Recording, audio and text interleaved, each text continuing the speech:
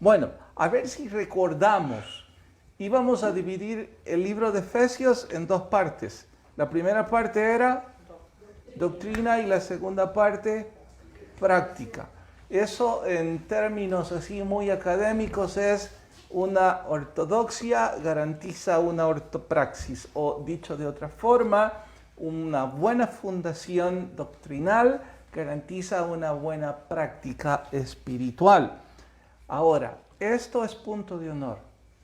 Todos aquellos de ustedes, por supuesto, incluyéndome yo en esa lista, que intentemos tener una buena fundación y que intentemos practicarla, vamos a estar en el capítulo 6. ¿Y el capítulo 6 de qué se trata? Se trata de una guerra.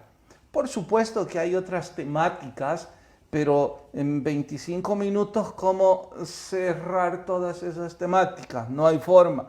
Así que lo que hice fue, voy a hablar de lo que creo es lo más nos atañe.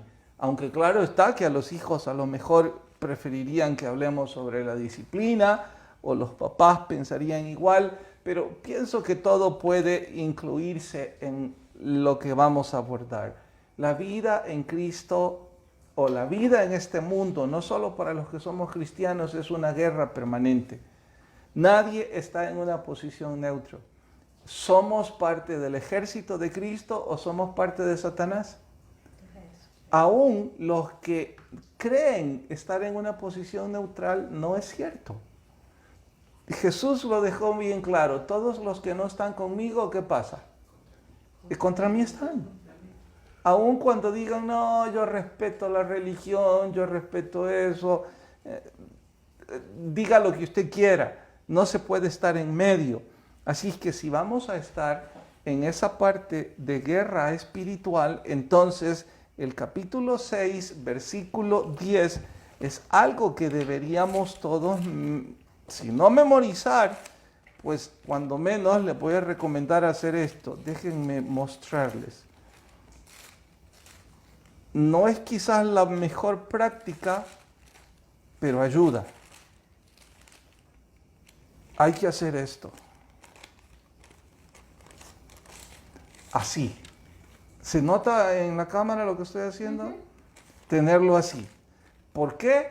Porque esto es un pasaje que lo vamos a estar usando, si no todos los días, casi todos los días. Y sabio es que lo recordemos. Bueno, detalles antes de meterme a la guerra de la que aquí habla. Se trata de los ataques que Satanás nos propina. Ahí llama las acechanzas del diablo. Acechanzas es sagacidad, perfidia, engaño. Es decir, Satanás nos va a atacar con sagacidad y con engaño. Consecuentemente, textos de mi hija, soldado avisado no muere en batalla. No sé de dónde sacó el proverbio, pero alguna lógica tiene. Entonces, como nosotros ya sabemos que es una guerra, sabemos que debemos prepararnos, bueno, ante todas esas acechanzas, aquí está cómo debemos prepararnos. ¿Y cómo debemos prepararnos? Bueno, ahora atentos. Llovió, ¿no? Hace un rato aquí. Bien, al terminar, los 8 que están conmigo aquí, vamos a ir a jugar fútbol a la cancha. Y por favor, no vayan a olvidar ir sin zapatos. No, mejor aún, pónganse tenis, que sean zapatos suaves. ¿De acuerdo? Dicen que sí a todos ellos, dicen que están de acuerdo. Ahora se están riendo, excepto Jenny, que dice no a todo lo que yo digo. Entonces, ¿por qué no estás de acuerdo? Porque nos vamos a ir a mojar, no está adecuado para ir a jugar. Porque esos zapatos no son los atinados para ir a jugar. ¿Cuáles son los atinados para ir a jugar? Unas botas de Buenos zapatos de una cancha de fútbol, para que en la grama no se deslicen y no vayan a romper uno de nuestros tobillos. Eso es lo atinado. Entonces, lo que está diciéndonos aquí que debemos vestirnos para la ocasión, para una guerra. Hay que entender lo que significan estos seis herramientas, estas 6 armas, estas 6 partes de los aperos de guerra que todo cristiano debería tener. Así que vamos a empezar con el capítulo 6, versículo, a ver, ¿dónde está el primero? 14, en donde dice, estad pues firmes, ceñidos vuestros lomos con la verdad. Lo primero es un cinturón, ceñir los lomos. A ver, voy a explicar esto pensando en la época. En ese entonces no se usaba vestimenta como la nuestra. Los hombres no eran camisetas, eran más bien túnicas. Así es que imagínese una túnica, ir a una guerra con una túnica, ¿qué iba a pasar? Entrar en un pleito hombre a hombre. ¿Qué iba a pasar con la túnica? Iba a ser, lejos de ayuda, iba a ser un estorbo, porque fácilmente uno se podía tropezar o enredar con esa túnica. Por otro lado, ¿dónde iban a llevar sus armas? Por esa razón se colocaban un cinto y dice, ceñidos vuestros lomos. Eso es apretujarse y colocar un cinturón que, número 1, sostenga la túnica, para que lejos de la túnica ser un estorbo, le dé firmeza. Número 2, ahí colocaban la espada y también la daga. Así es que ese cinturón servía para estar listos para el combate. Era como, no importa qué hora es, yo estoy preparado. ¿Recuerdan ese pasaje en el Antiguo Testamento en donde Moisés les dijo, ciñan sus lomos, que no sé a qué hora saldremos en la noche? Bueno, estén preparados. Lo que nos está gritando es que usted y yo debemos estar preparados. Ahora la pregunta es ¿con qué? ¿Con qué deberían prepararse? Con la verdad. Esto de la verdad no solo lo apliquen a la Biblia en términos generales, lo cual está bien, pero es más bien decir como lo cierto, lo veraz. Pónganse un cinturón que les dé integridad, que les dé veracidad, que les dé firmeza.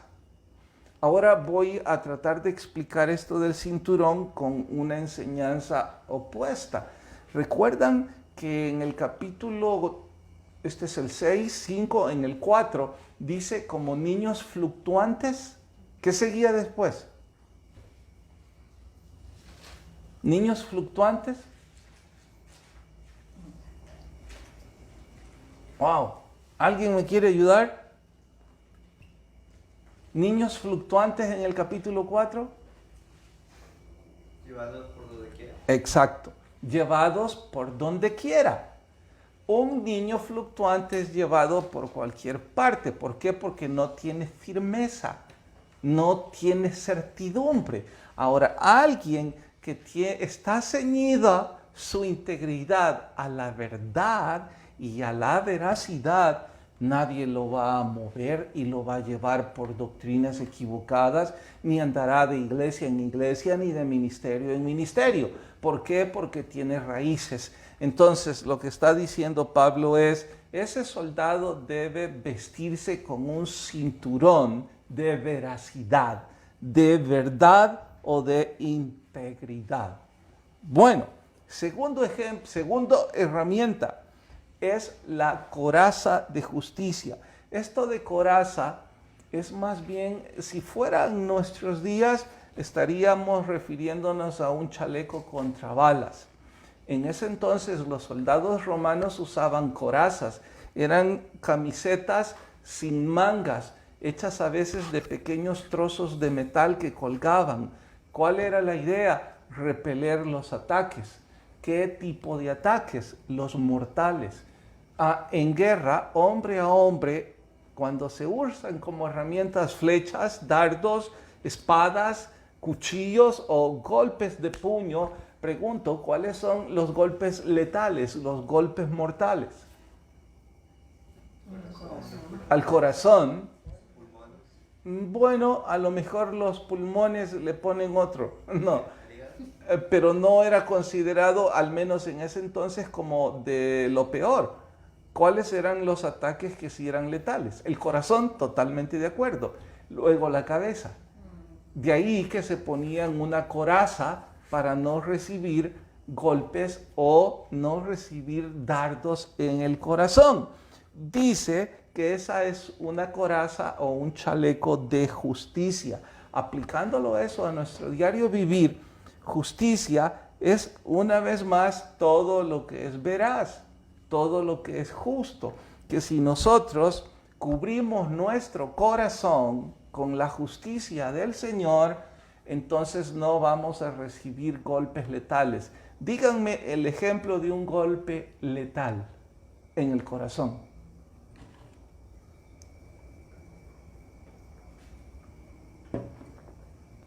Un golpe mortal en el corazón. Por supuesto que esto es retórica, no estamos hablando de muerte física, estaríamos hablando de muerte o de un golpe espiritual que avecine la muerte espiritual. La pérdida de un familiar. La pérdida de un familiar, ¿por qué podría ser eso un golpe al corazón? Porque realmente te destroza el corazón saber que un ser querido muerto. Porque se destroza el corazón. Buen ejemplo, siempre y cuando decís que no estaba con la coraza de justicia. Porque si tenés la coraza de justicia, ¿cuál va a ser tu conclusión? Tengo la esperanza que está con el Señor. Tengo la esperanza de que va con el Señor, tengo la esperanza de que nos volveremos a ver, tengo la certeza de que Dios tiene un plan en todo eso, tengo la esperanza de que Dios va a aliviar mi dolor, mi tristeza. Tengo una cantidad de recursos porque tengo la coraza de justicia. Quítatela. No, es un golpe mortal. Es un golpe mortal. Ahora, pensemos en otro golpe. Tal vez la ruptura familiar. Más que ruptura familiar, hablemos de la ruptura de un romance. Que creo que por ahí andabas, pero te dio pena. Te dio pena. Porque pensás, ¿qué van a decir esto? Definitivamente, cuando su pareja, solteros o casados, les son infieles, es un golpe que si usted no tiene la coraza de justicia, su corazón se hace pedazos y probablemente se va a enfadar o a alejar del Señor, diciendo, ¿dónde está Dios en todo esto? Y eso es precisamente lo que Satanás quiere a veces en sus ataques, desanimarnos, golpear nuestro corazón, quitarnos el coraje. De ahí que debemos ponernos ese chaleco. Siguen. Dicen que una mala doctrina, que si es un golpe, una mala doctrina. Una mala doctrina es un golpe, pero no al corazón, sino a la cabeza. Ya llegaremos ahí. Y hay otra pregunta. Dale. Dice el hermano, y hoy porque hay iglesias que prohíben ponerse pantalones a las mujeres, pero hay mujeres que son pastoras. ¿Por qué hay mujeres que son pastoras y hombres que prohíben que las mujeres usen No, hay iglesias que prohíben que las mujeres usen pantalones, pero hay mujeres que son pastoras. Bueno, quiero mostrarle mucho amor a quien está preguntando, pero no entiendo la relación de eso con lo que estamos hablando. ¿Ustedes sí? A lo mejor yo me he perdido. No, ¿verdad? No hay relación. Queriéndole ayudar en 2 segundos, prohíben usar pantalón. Yo creo que es porque dijiste al principio que esa era doctrinal. Ajá. ¿Por qué era qué? Esta parte era doctrinal. ¿Por qué era doctrinal? Bueno, aún no la encuentro. Pero en fin, a la túnica. Bueno, como sea, las iglesias que prohíben ponerse pantalón a las mujeres, no sé por qué lo hacen, porque la Biblia no está a semejante doctrina. Así es que para qué hacer conjeturas, si les gusta, si no les gusta o lo que sea, es un error, no está en la Biblia. La Biblia no establece que la ropa del hombre es pantalón o túnica. Eso es generaciones diferentes. Y la otra era pastoras, que por qué hay mujeres pastoras. También no sé por qué lo hacen, porque la Biblia no respalda semejante cosa. Definitivamente es una doctrina totalmente fuera de la Biblia. Entonces tendríamos que entrar en el caso de preguntarles a ellas, hermana, ¿y usted por qué es pastora? Quizás tienen alguna manera de interpretar la Biblia sin fundamento bíblico. Pero bueno, ¿en dónde ando? ¿En qué? En la coraza. Ya habíamos terminado la coraza, ¿no? Entonces vamos al versículo 15, calzados. Dice, y calzados los pies con el apresto del Evangelio. Voy a retomar ahora no el fútbol, ahora les diré, jueguen béisbol con tenis. ¿Cómo les va a ir? Jueguen béisbol con tenis, con los zapatos cómodos que usamos. ¿Cómo les va a ir? Terrible. ¿Por qué? Porque en los diamantes de béisbol es fácil deslizarse en la arena y en la grama. De ahí que los beisbolistas usan unos zapatos especiales cuyos pines se llaman spike y son más bien unas laminitas que si usted nunca ha usado esos zapatos y se los pone, lo primero que va a decir, ¿y cómo pueden caminar con esto? Pero si usted entra a esa cancha con esos zapatos, usted va a decir, qué alivio se siente jugar con estos zapatos, porque esas láminas hacen que se agarre y que esté listo y que cuando viene un hit, entonces el movimiento de velocidad no haga que los pies se deslicen. Eso significa estar calzado con zapatos apropiados para la guerra. No va a estar ahí usted con sandalias en esa cancha. En la guerra usted no puede ir si no va con zapatos adecuados. Aún en ese entonces, en donde no había tanta variedad de calzado como ahora, ¿saben que los soldados sí tenían calzado especial? Sobre todo el contexto en que se escribió esta carta con el ejército romano.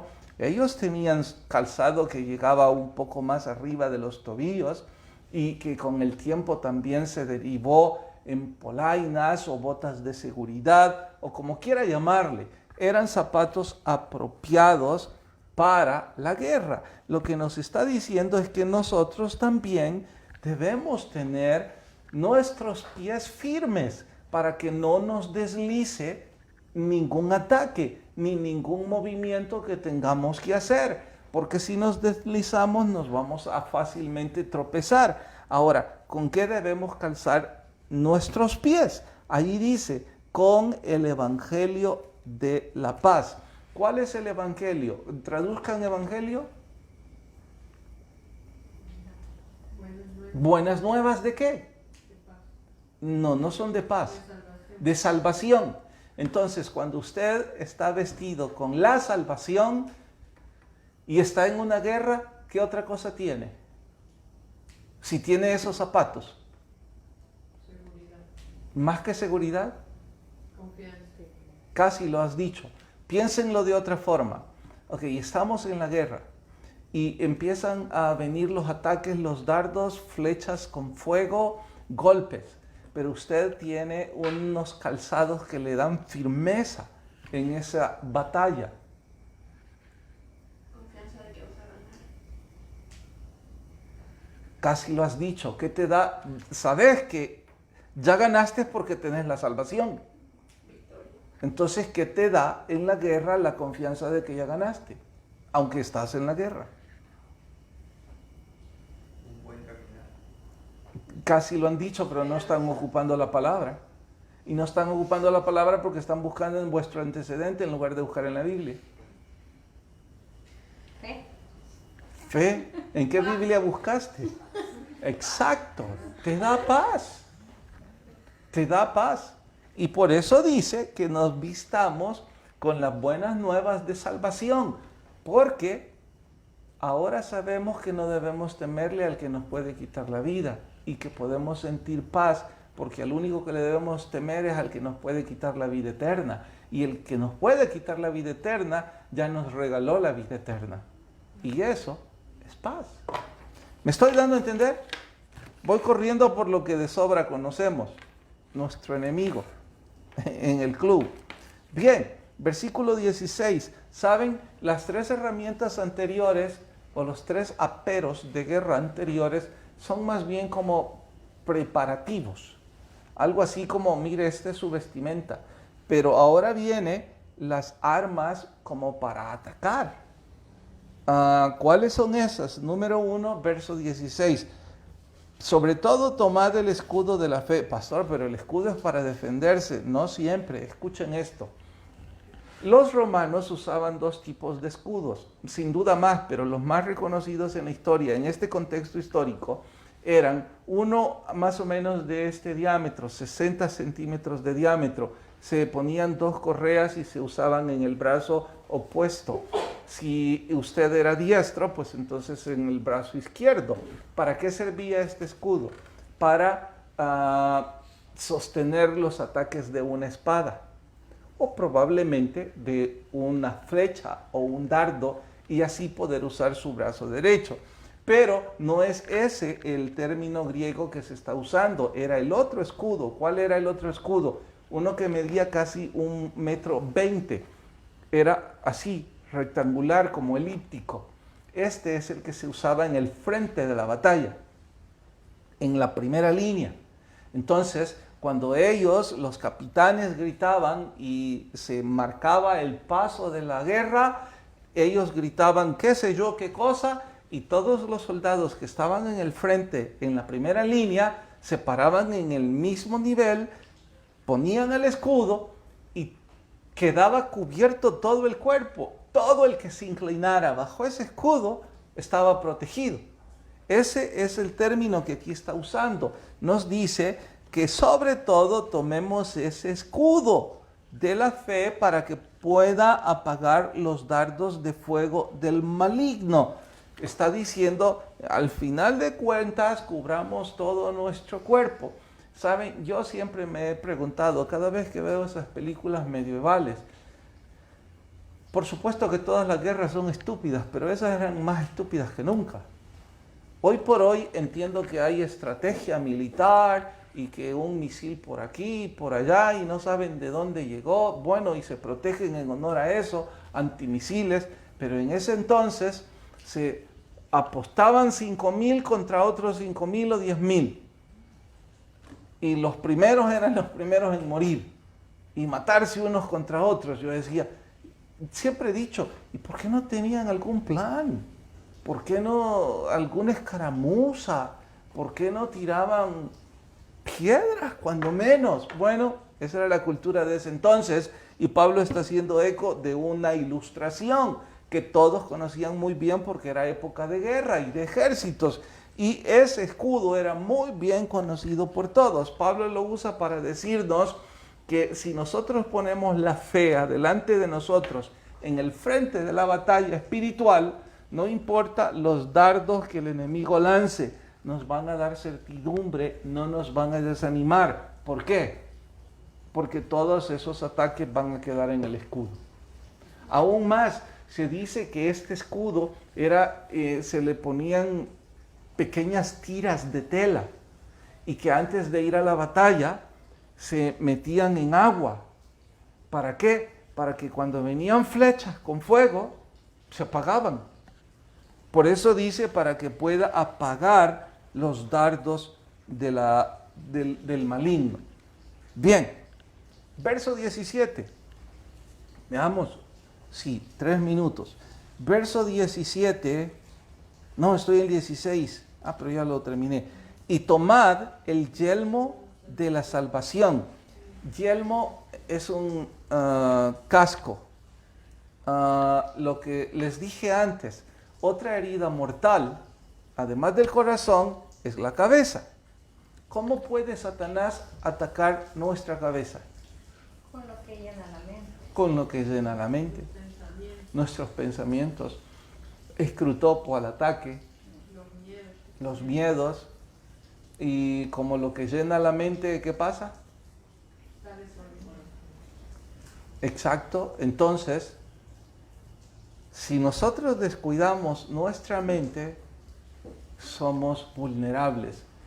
¿Recuerdan la película, creo que X-Men número 4, parte 3? En donde el doctor... El Magneto. Donde Magneto usa un casco para que su enemigo acérrimo no pueda penetrar su mente, porque el poder de su enemigo acérrimo es penetrar la mente y controlarla, pero Magneto tiene un casco con un material que no puede ser cruzado.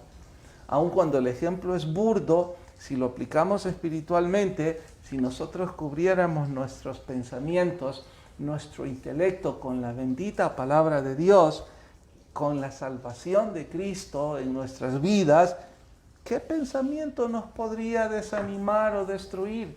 Ninguno. Pero ese es el grave caso, que hay una enorme cantidad de personas que saben poco o nada de Jesucristo y le dedican muy poco tiempo a conocer del Señor, y eso significa que su mente la tienen libre y Satanás lo llena con lo que quiera. ¿Saben? Les quiero contar esta curiosidad.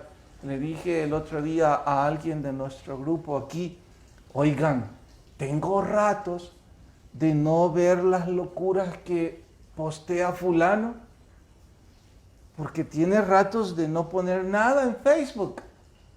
Y alguien que lo conoce mucho me dijo, es que hace 2 semanas empezó a trabajarme. Entonces hoy ya no tiene tiempo de todas esas cosas. Exactamente. Y como yo le tengo mucho cariño y ya le he dicho a él, y él sabe que estoy hablando de él, sé que no se va a enfadar conmigo, espero. Pero le dije, ¿te acordás? Revisá todo lo que escribiste en estos meses. Y él mismo me dijo, sí, hombre, me da pena, ya lo borré, me dijo. Pero yo le pregunté, ¿y cómo pudiste compartir todas esas cosas? Tomando en cuenta tu liderazgo, tu conocimiento del Señor, las personas a las que dirigís, y no sigo porque descubrirían quién es. Entonces él me dijo, sí, eso es lo que siento más vergüenza, que hice todo eso. Ahora, yo le puedo decir ahora, ¿sabes por qué pusiste todo esto? Porque estabas desocupado. Entonces, ocupabas tu mente en redes sociales. Y claro, ni vos ni yo nos podríamos librar de toda la contaminación que las redes sociales traen. Porque las redes sociales no contaminan solo a través de pornografía, aunque ese es un gran nivel de contaminación.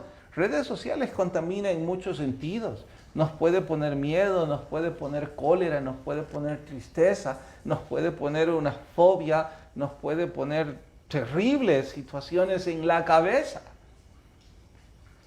Pero ahora lleva 15 días muy ocupado y con trabajo rezagado, que él sonriendo me dijo, no hombre pastor, si ya no me queda tiempo de nada. Bueno, de eso está hablando, que si nosotros nos ponemos el yelmo de la salvación, si es que finalmente posteamos algo, edificaríamos. Pero lo más importante, no estoy pensando en el prójimo, ni estoy exhortando a mi amigo. Estoy diciendo que cuando nos quitamos ese casco, quedamos expuestos a que el enemigo nos ataque terriblemente y nos provoque miedos, nos quite la paz, nos quite la certidumbre y tantas cosas más. Finalmente, el versículo 17. Se acabó el tiempo. La espada del Espíritu. La palabra del Señor. Que finalmente es todo, ¿no? Así es que si nosotros nos vestimos con esas 6 cosas, pero ¿saben qué? Este último, vayan por favor a Salmo 119, 97. Salmo 119, 97.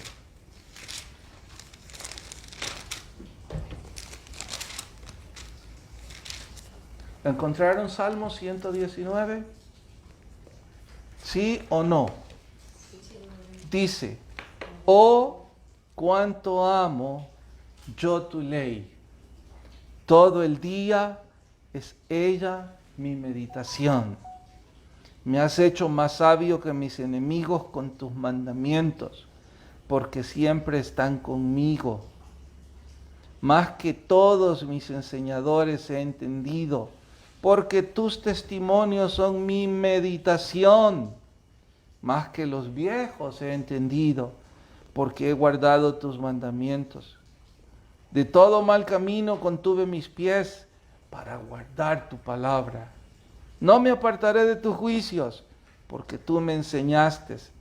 Cuán dulces son a mi paladar tus palabras, más que la miel a mi boca. De tus mandamientos he adquirido inteligencia, por tanto he aborrecido todo camino de mentira. Lámpara es a mis pies tu palabra y lumbrera a mi camino. ¿Cuál deberíamos memorizar? Oh, cuánto amo yo tu ley, todo el día es ella mi meditación. Lámpara es a mis pies tu palabra. Cuán dulces son, qué dulce es la palabra, ¿verdad? Gracias por estar con nosotros. Nos vemos mañana en Icon presencial a las 3:30. Nos vemos el domingo 7, 9 u 11. Si aún no se han registrado, pues háganlo. Próximo miércoles vamos ya en culto presencial, 6:30 de la tarde. Ya les llegó el link. También, por favor, regístrense. Y de este domingo al otro, servicio de Santa Cena. Ya tenemos todo con medidas de bioseguridad perfectas. Una botellita sellada gaseosa de uva, si es que hayamos uva y si no cualquiera, y galletas selladas. Todo va a estar en un lugar donde nadie se va a acercar a usted, ni usted a nadie. Muy lentamente vamos a tomar cada quien nuestros elementos y lo vamos a hacer con tanta rapidez y tanta ceremonialidad para honrar a nuestro Dios y al fin volver a tomar, después de 7 meses, la cena del Señor como debemos hacer. Bueno, no todavía como debemos hacerlo, pero acercándonos a lo que deberíamos hacerlo. El que tenga oídos, oiga lo que el Espíritu enseña a la iglesia. Buenas noches.